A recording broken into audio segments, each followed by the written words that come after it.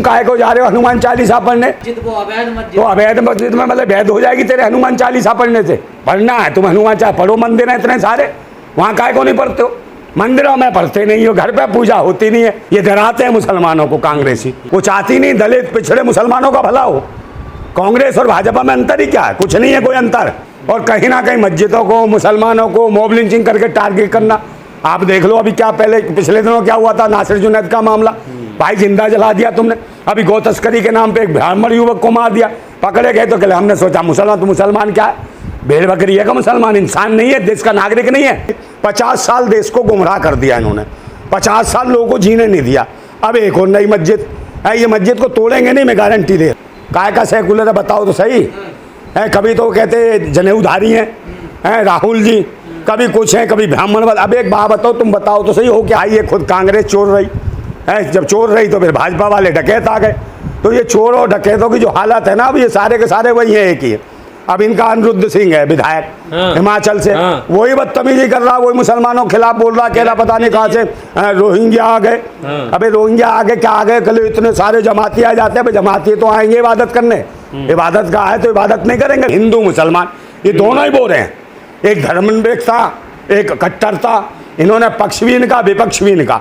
और जो हक अधिकार की बात कर दे वो आतंकवादी, देशद्रोही है, लुटेरा, ये सब ये कह देंगे उन्हें कह देंगे ये देश का ही नहीं है। आवाज़ उठा रहे हैं या नौटंकी कर रहे हैं। मुझे लगता है वो भी पैदा नहीं हुए थे, उनके बाप भी पैदा नहीं हुए थे जबकि ये मस्जिद है। और वो लोग बता रहे हैं कि अभी अवैध है, अवैध है। कुछ लोग तो ऐसे नमूने जो जाके वहाँ हनुमान चालीसा पढ़ रहे हैं। सबसे बड़ी बात तो ये है कि भाई ये मंदिर इतने सारे हैं, वहाँ क्यों नहीं जाते? अयोध्या जाके हनुमान चालीसा क्यों नहीं पढ़ते हो? और जो मैं सबसे एक और बात बताना चाहता हूँ कि भाई जो भी धर्म के, जो आपने देखा होगा 4 शंकराचार्य हैं इस धर्म में, आज तक आपने चारों शंकराचार्यों को कभी भी राजनीतिक भाषण देते हुए नहीं देखा होगा।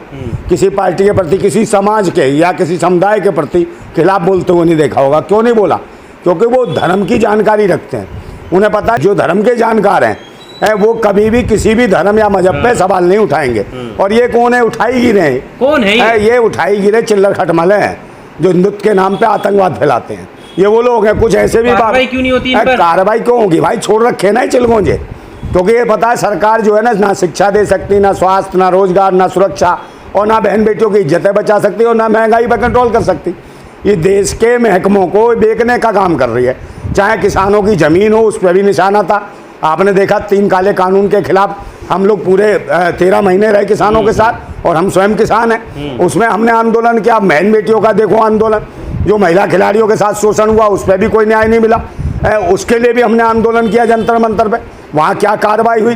तो जो देश की जो मूलभूत जन सुविधाएं हैं, जो देश के बच्चों को, बेटियों को आगे बढ़ा सकती है, उस पर इनका ध्यान नहीं है। आप देखो भाजपा के पदाधिकारियों ने कैसे बलात्कार करा बनारस हिंदू यूनिवर्सिटी में, 2 आरोपियों को जमानत भी दे दी।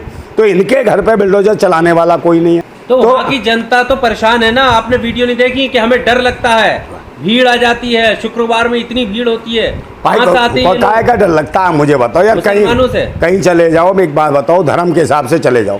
है भाई, आप वैष्णो देवी जाते हैं क्या? वहाँ लोग नहीं जाते? जत्थे के जत्थे जाते हैं, केदारनाथ जाते हैं, आप कहाँ नहीं जाते बताओ? अमरनाथ जाते हैं, तो सब जाते जत्थे। अगर ये जमात वाले यहाँ आते हैं तो क्या दिक्कत है भाई? सबको अधिकार, और हमारा संविधान देता है इसकी आज़ादी।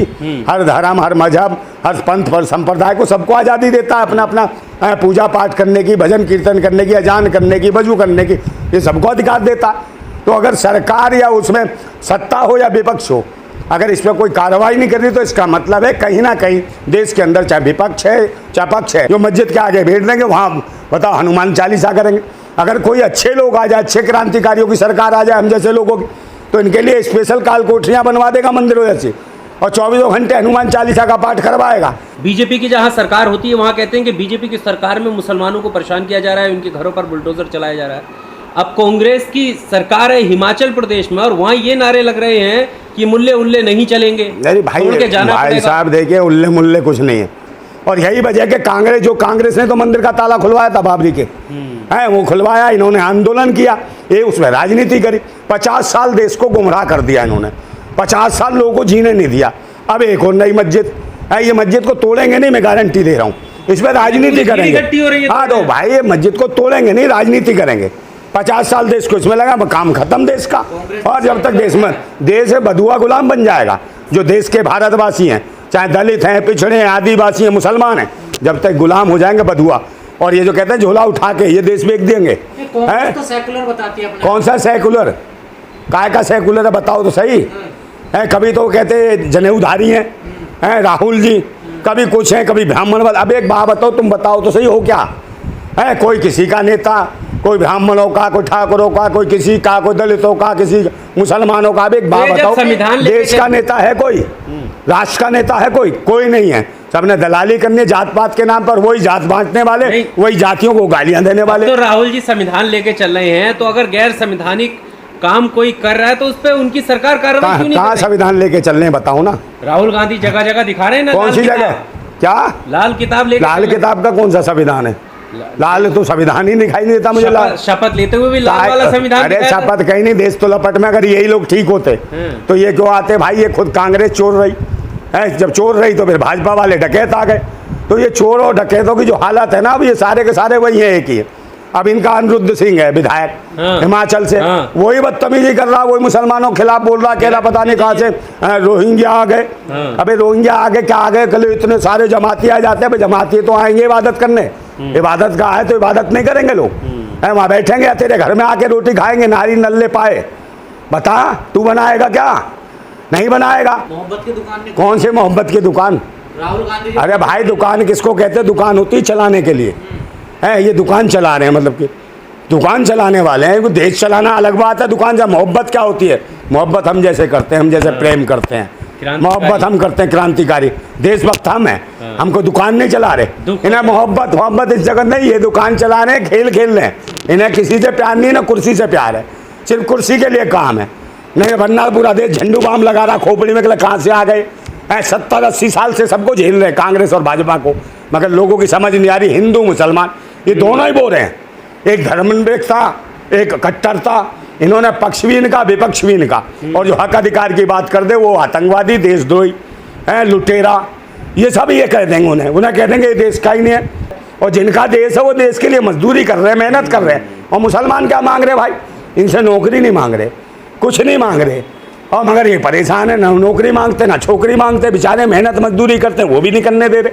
और इबादत कर रहे तो कह रहे ये कहाँ से आ गए भाई? और तुम काहे को जा रहे हो? तुम काहे को जा रहे हो हनुमान चालीसा पढ़ने? तो अवैध मस्जिद में मतलब वैध हो जाएगी तेरे हनुमान चालीसा पढ़ने से? पढ़ना है तुम हनुमान चालीसा पढ़ो, मंदिर है इतने सारे, वहाँ काहे को नहीं पढ़ते हो? मंदिरों में पढ़ते नहीं हो, घर पे पूजा होती नहीं है। आप देश मंदिर मस्जिद के अनुसार ही चलेगा, उसी के रास्ते से। ठीक है, मंदिर मस्जिद से कुछ नहीं है इस देश में, चाहे मंदिर हो, मस्जिद हो, गिरजाघर हो, गुरुद्वारा हो, है सबको अधिकार देता है ये देश का संविधान, सबको सुरक्षा प्रदान करता है। अगर इनके खिलाफ इस तरीके की राजनीति कर रहे हैं, चाहे कोई भी है, वो देश के आतंकवादी हैं, देशद्रोही हैं, उग्रवादी हैं, ऐसे लोगों के खिलाफ कौन उठाएगा आवाज़? इस देश की आवाम, क्योंकि देश की आवाम देश की सबसे बड़ी अदालत है, जनता की अदालत सबसे बड़ी है।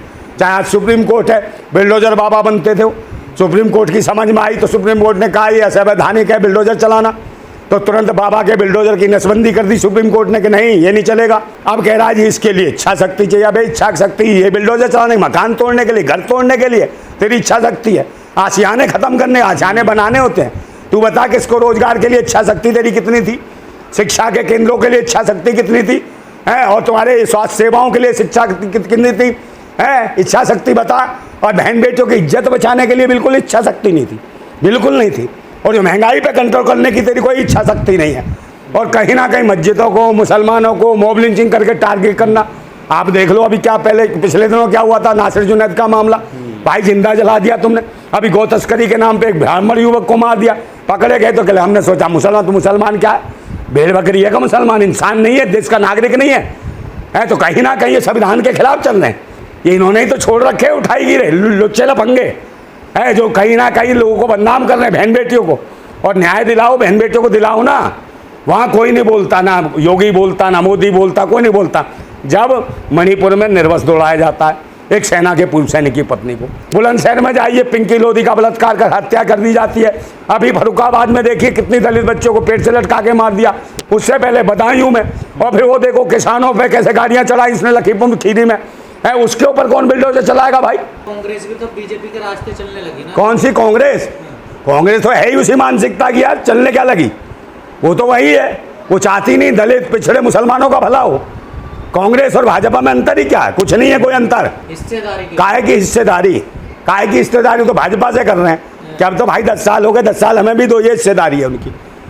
हैं अपनी हिस्सेदारी के लिए घूम रहे, देश के लोगों की हिस्सेदारी नहीं है। इस देश की जनता असुरक्षित है, इसलिए कहीं ना कहीं मुसलमान तो दीवाना है कांग्रेस का। काहे का दीवाना?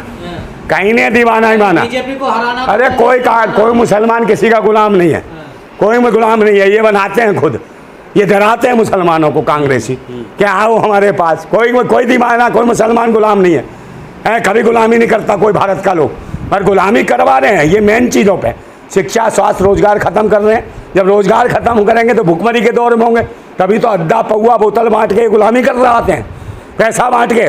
तो बेचारा जो भूखा मर रहा होगा तो वो तो मजबूरन करेगा। तो इसलिए भूखा नंगा बनाने का काम कर रहे हैं भारत को, और यहाँ के शिक्षा स्वास्थ्य केंद्र बंद कर रहे हैं। बड़ी बड़ी मल्टीनेशनल कंपनियां जो भारत की थी उनको बंद किया जा रहा है। लघु कुटीर उद्योग बंद कर दिए इन्होंने पॉल्यूशन के नाम पे। तो इस देश की असली उन्नति छोटे छोटे लघु कुटीर उद्योग थे, उनको बंद करा और विदेशी निवेश को बढ़ावा दिया ताकि विदेशी यहाँ आके स्थापित हो जाए और इस देश को बदुआ गुलाम बना दे। मगर हम गुलाम नहीं होने देंगे, क्योंकि हमारा भारत जिंदाबाद था, जिंदाबाद और जिंदाबाद रहेगा। जिंदाबाद भारत।